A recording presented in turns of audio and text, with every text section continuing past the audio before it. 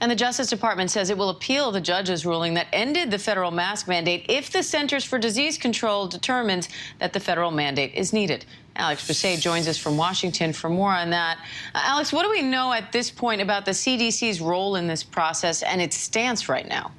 Well, Diane, I think you really hit the nail on the head by saying if the CDC deems it necessary. The ball's really in the CDC's court. The Justice Department saying late last night that it would appeal this rollback of a federal mask, or excuse me, this rollback of a voided federal mask mandate if the CDC does deem it necessary. And so basically the CDC now is going to look at whether or not it believes it's in the best interest of the public safety to reinstate it. But I mean, you saw in Gio's piece there, the genie's already out of the bottle, and so that's something that the CDC is going to have to look at. Listen, they extended this mask mandate because of the this new strain of COVID through May 3rd, but they're going to have to see, what is going to be the ultimate impact on the public if they try to reinstate a mask mandate here.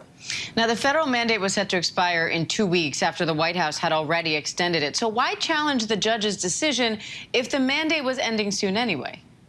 Well, Diane, so the calculus by this U.S. District Judge, Catherine Kimball Mizell, basically she said that the mandate established by the CDC exceeds statutory authority and violates procedures required for agencies' rulemaking under the Administrative Procedure Act. But you can't help but look at this as being somewhat political, right? I mean, this is a Trump-appointed judge in the state of Florida.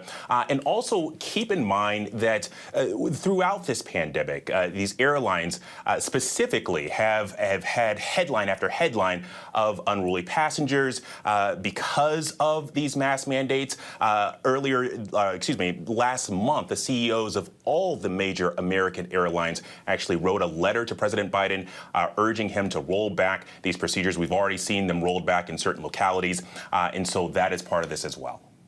And we've already seen New Jersey's Democratic governor lift mask mandates on that state's transit system. He narrowly won re-election last year. So how much might the upcoming midterms in November impact how political leaders respond to this?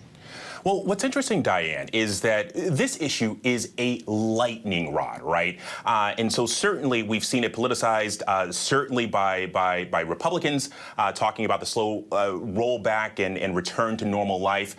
They've deemed that sometimes the administration has been slow in its calculus of safety measures here.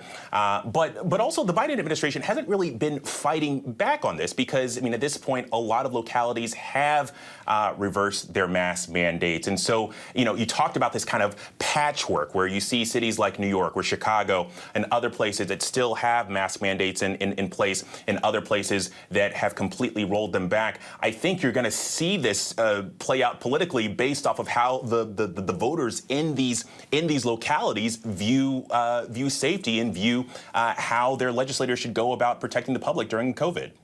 All right, Alex Brisset, always great to have you, Alex. Thank you. Hi, everyone. George Stephanopoulos here. Thanks for checking out the ABC News YouTube channel. If you'd like to get more videos, show highlights, and watch live event coverage, click on the right over here to subscribe to our channel. And don't forget to download the ABC News app for breaking news alerts. Thanks for watching.